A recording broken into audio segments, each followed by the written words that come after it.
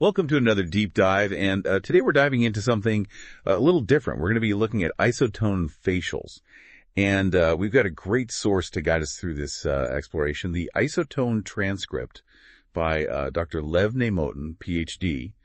Now, most of you probably know isotone as a fitness tool, but using it on your face, that's a whole new concept, right? Yeah, it really is. And one of the things that really struck me when I was reading through the transcript was this idea of deeper rejuvenation. It's not just about surface level improvements. It's about working with the underlying structures of the face. Yeah. I mean, the face is a lot more complex than we realize, right? Absolutely. Dr. Nemotin, he goes into detail about all the different components. You get muscles, tendons, ligaments, tissues, nerves. It's intricate.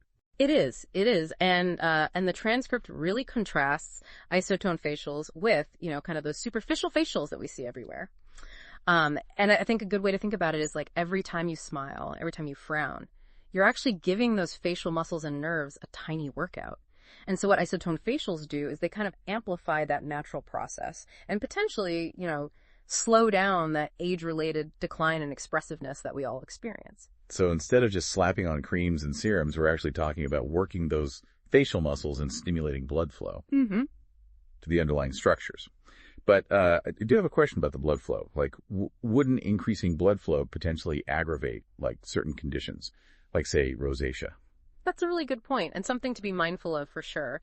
The transcript does recommend warming up the isotone before doing the facial exercises. Maybe do some full body isotone exercises first to kind of get things going.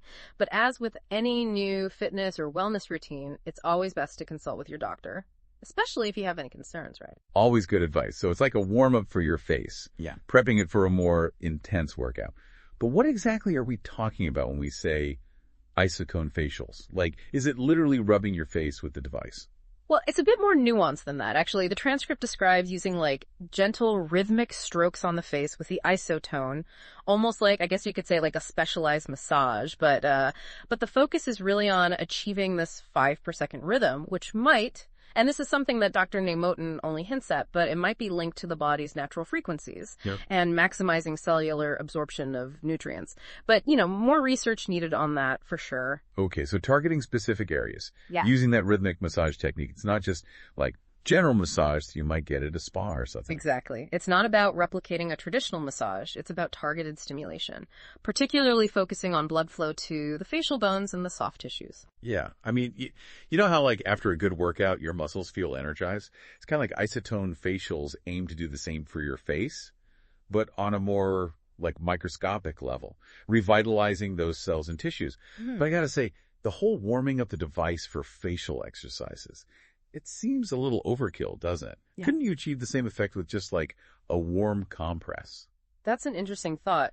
The transcript does emphasize the warm-up aspect, but you bring up a valid point. I mean, it's possible that other methods could achieve a similar effect. Perhaps future research will explore alternative warm-up techniques. Yeah, who knows? So this is where it gets really interesting for me. The transcript mentions that isotone facials might actually affect the nerves that control those facial muscles, creating a kind of two-way street. Can you elaborate on that a little bit? Yeah, so what's fascinating here is this concept of reciprocity. So basically, energized facial muscles can actually rejuvenate the nerves, and it becomes this kind of self-reinforcing loop. The transcript even highlights potential benefits for actors, people who rely so much on their facial expressions. Imagine, an actor with Bell's palsy regaining expressiveness through isotone facials. That's the level of impact we're talking about. Wow, yeah. That's a powerful example. It really makes you think about the potential applications beyond just, aesthetics. And speaking of aesthetics, a lot of people, they turn to things like Botox. So how do isotone facials compare to that? Yeah, and that's a key distinction that Dr. Nemotin makes in the transcript.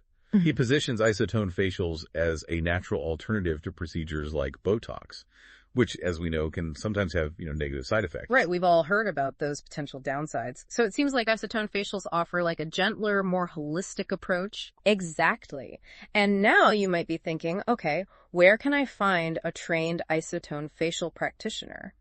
And, well, that's where things get interesting. Yeah, the transcript addresses this directly. It does, and it explicitly states that there are currently no trained practitioners specifically for isotone facials. That's important for our listeners to know. Rely on credible sources, like the transcript itself. But it also means there's a lot of room for exploration. So before we jump into the second part of our deep dive, Let's just recap what we've learned so far. Okay, so we've been talking about the potential of isotone facials to rejuvenate facial muscles and nerves, but how does it actually work? The isotone transcript mentions this unique aspect of the isotone device itself, this isotonic contraction. Right, and I remember that from using isotone for my regular workouts, The harder you push or pull, the more resistance you feel. It always meets you at your level. Yeah, think of it like squeezing a stress ball. The harder you squeeze, the more resistance you feel, right? That's isotonic contraction in action. So it's like a customized workout, adjusting to your strength in real time. Precisely. And the isotone transcript suggests that this principle applies to facial muscles as well. So it's not just about, working out, it's about working out smarter. Now, the transcript doesn't actually go into specific exercises for the face, does it? No, it doesn't. It doesn't detail specific routines, but it does mention using both the ball handle and the cylindrical part for massage. So we can infer that different parts target different areas of the face, right? Like using the ball handle for more focused pressure on a tension point and the cylinder for relaxing the entire face. That's a logical assumption, yeah. And remember, we talked about warming up the isotone earlier.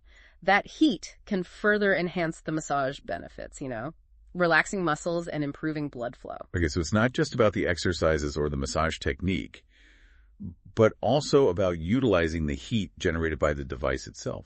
Exactly. It's a multifaceted approach. But, as the transcript emphasizes, isotone is a tool, not a magic bullet.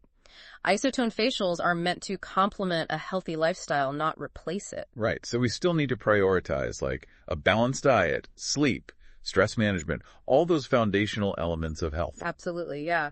Isotone facials can be a valuable addition to your self-care routine, but they're not a quick fix. It's like adding another layer of support for both your body and your face. Exactly. And as with any new fitness tool or routine, consulting with your doctor or physical therapist is always wise, especially if you have any concerns or underlying conditions, right? Safety first.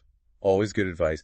The transcript seems to hint at a broader movement in how we approach fitness and well-being. Yeah, it's suggesting that isotone is more than just a device. It's a philosophy, It's about integrating both exercise and recovery, taking a holistic approach to health. Recognizing that caring for our bodies is an ongoing journey, not a destination. Exactly.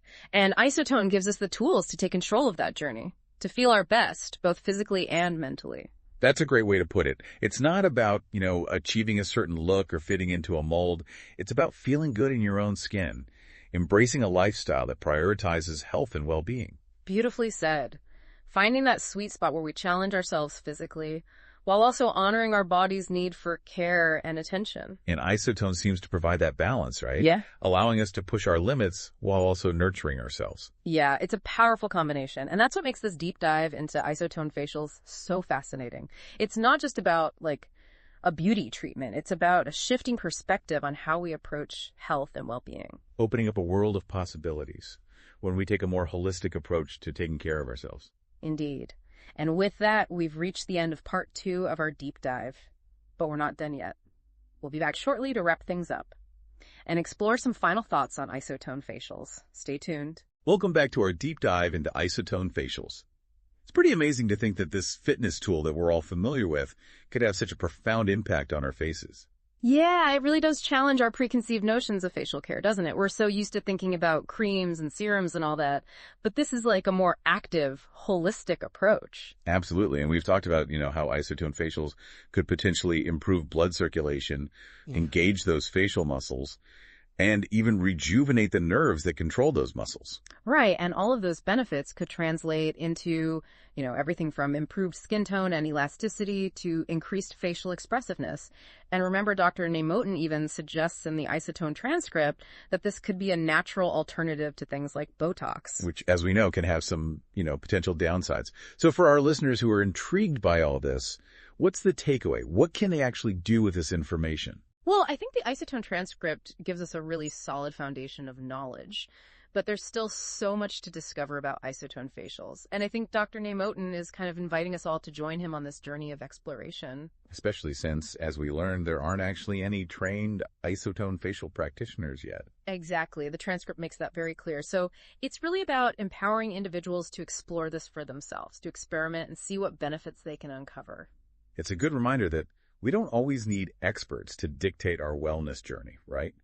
We can tap into our own intuition, do our research, and find what works best for our own unique needs. Absolutely. And I think that's the beauty of Isotone in general. It's not just a device or a technique, it's a movement towards a more holistic and empowered approach to health and well-being for both our bodies and our faces. So if you're curious about Isotone Facials, don't be afraid to dive in and explore. Remember to start slowly, listen to your body, and enjoy the process of discovery. Who knows? You might just uncover a whole new way to feel good in your own skin. That's right. And thanks for joining us on this fascinating deep dive into Isotone Facials. We'll be back next time with another intriguing topic to explore.